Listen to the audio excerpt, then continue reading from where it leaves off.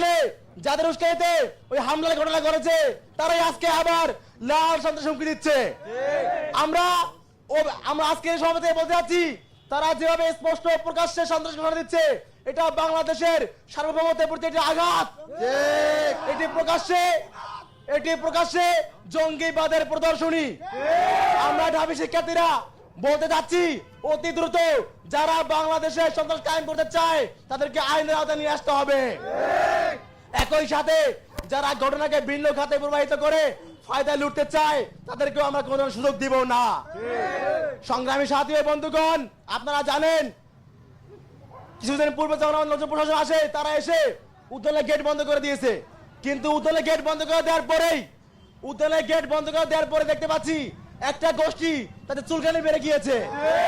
নানাভাবে চেষ্টা করছে যে এই প্রশাসন এই গেট বন্ধ করেছে তাদেরকে প্রশ্নবিদ্ধ করতে। আমরা ঢাবি শিক্ষার্থীরা তাদের এই অবতৎপরতা কোনোভাবেই বরদাস্ত করব না। অনতি বিলম্বে যারা লাল সন্ত্রাসী ঘোষণা দিয়ে আমার দেশের পরিস্থিতি, আমার ক্যাম্পাসের পরিস্থিতি অস্থিতিশীল করতে চাচ্ছে তাদেরকে অতি দ্রুত আইনের আওতায় নিয়ে আসার আহ্বান জানিয়ে আমি বক্তব্য শেষ করছি। ধন্যবাদ সবাইকে। সংগ্রামী উপস্থিতি, আজকের বিক্ষোভ সমাবেশের পর্যায়ে সংক্ষিপ্ত বক্তব্য নিয়ে আসছেন সূর্য সেন হলের মেধাবী শিক্ষার্থী আজিজুল হক। সংগ্রামী উপস্থিতি, সাথী বন্ধুগণ, আসসালামু আলাইকুম। বিগত ফ্যাসিস্ট রেজিমে আপনারা দেখেছেন এই সন্ত্রাসী প্রত্যেকটা সংগঠন আওয়ামী লীগের বি টিম হিসেবে কাজ করেছে। এই আওয়ামী লীগ ক্যাম্পাসের ছাত্রদল, ছাত্র শিবির সহ সকল বৈধ সংগঠনের উপর হামলা করেছে। অপরদিকে বাম সংগঠনগুলোকে সম্পূর্ণ মুক্তভাবে কাজ করার সুযোগ দিয়েছে। আপনারা কি ক্যাম্পাসে সন্ত্রাসবাদকে আবার জায়গা দিবেন? আপনারা কি লাল সন্ত্রাস রুখে দিবেন? নতুন এই বাংলাদেশে স্পষ্টভাবে বলে দিতে চাই, নতুন করে কাউকে ফ্যাসিস্ট হয়ে উঠতে দিব না। নতুন করে যারা আমাদের ক্যাম্পাসের পরিস্থিতিকে অস্থিতিশীল করতে চায়, আমাদের দেশের স্বাধীনতাকে যারা বিলুণ্ঠিত করতে চায়, তাদের বিরুদ্ধে ছাত্র সমাজ শক্ত অবস্থান রাজপথে থাকার উদাত্ত আহ্বান জানিয়ে আমার সংক্ষিপ্ত কথা এখানে শেষ করছি। আসসালামু আলাইকুম। সংগ্রামী উপস্থিতি, 1971 সালে মুক্তিযুদ্ধের পরে এই লাল সন্ত্রাস বাহিনী শেখ মুজিবকে বাকশাল গঠন করতে সাহায্য করেছিল। আজকে 24-এর পরবর্তীতে তারা আবারও আমাদের এই স্বাধীন বাংলায়, যেখানে আমরা সন্ত্রাসী ছাত্রলীগকে বিতাড়িত করেছে, সেখানে তারা নতুন লাল সন্ত্রাসের ঘোষণা দিয়েছে।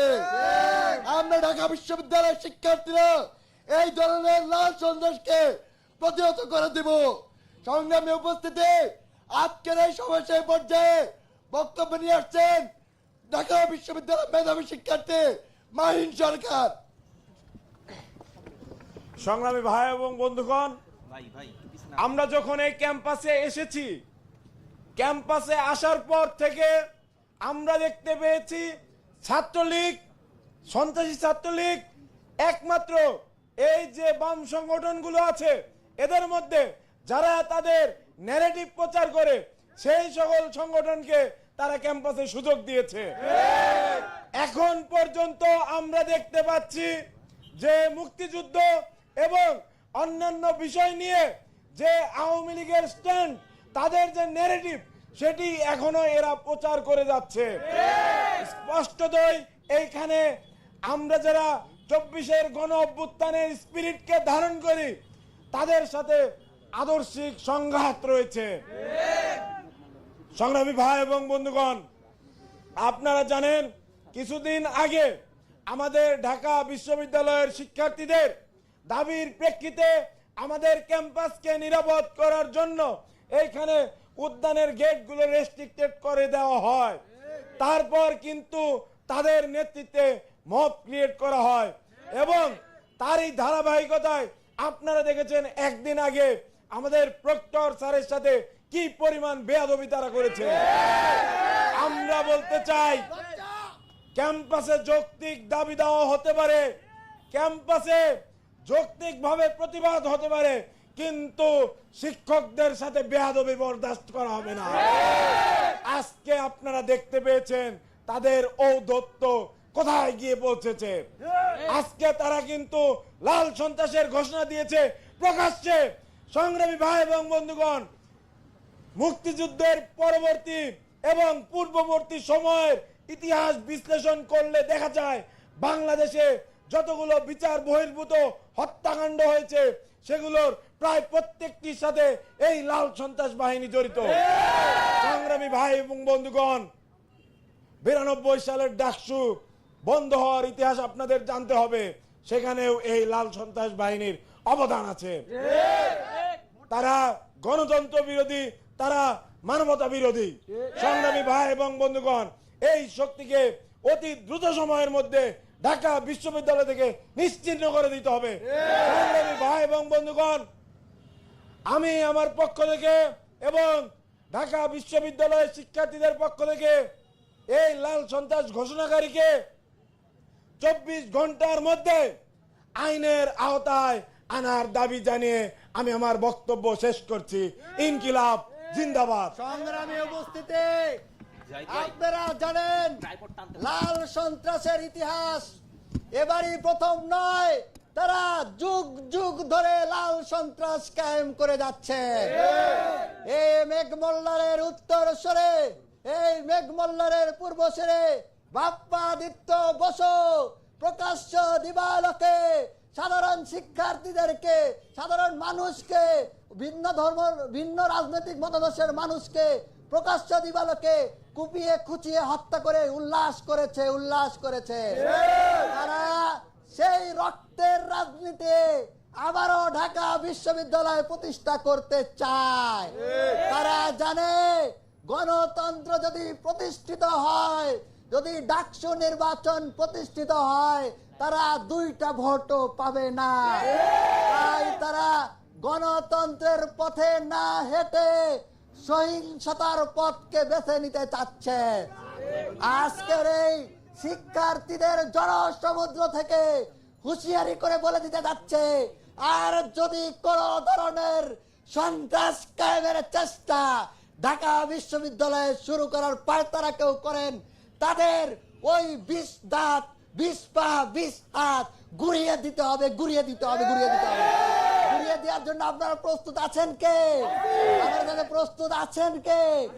আপনারা জানেন তারা লাল সন্ত্রাসকে আইডিওলজি মানতে চায়, লাল সন্ত্রাসকে তাদের আদর্শ হিসেবে প্রতিষ্ঠিত করতে চায়।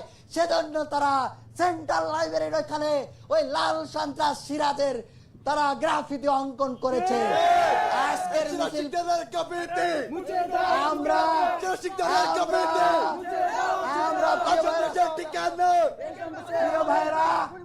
প্রিয় ভাইরা, আমাদের প্রোগ্রাম মিছিল এবং সমাবেশ এখানে শেষ হবে। এরপরে আমরা ওই কুখ্যাত সন্ত্রাসী লাল সন্ত্রাসী সিরাজের নাম চিহ্ন ঢাকা বিশ্ববিদ্যালয় থেকে মুছে দেব। চলো চলো চলো চলো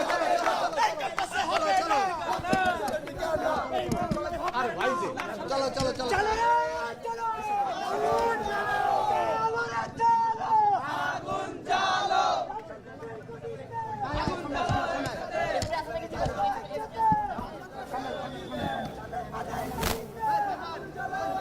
সিরাজ শিকদার না নাম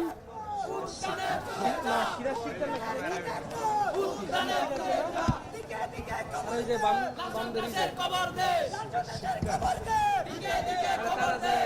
আইডল টাইপের মনে সিরাজ শিকদার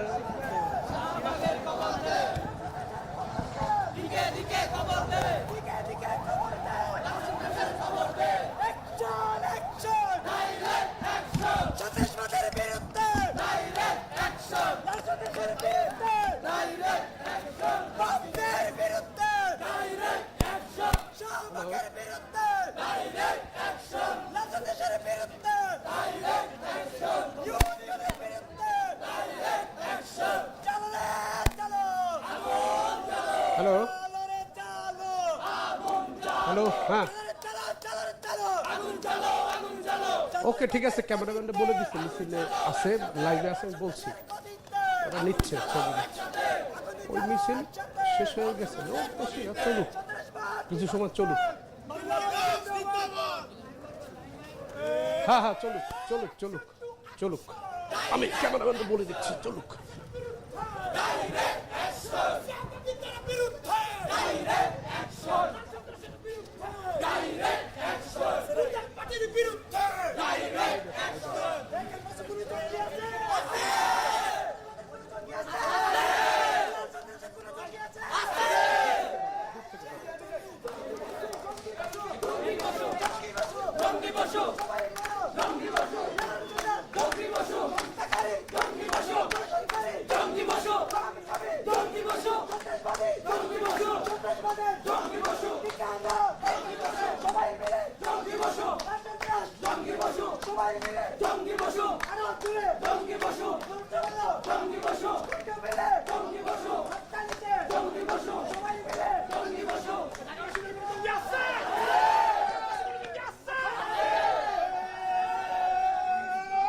Shahid!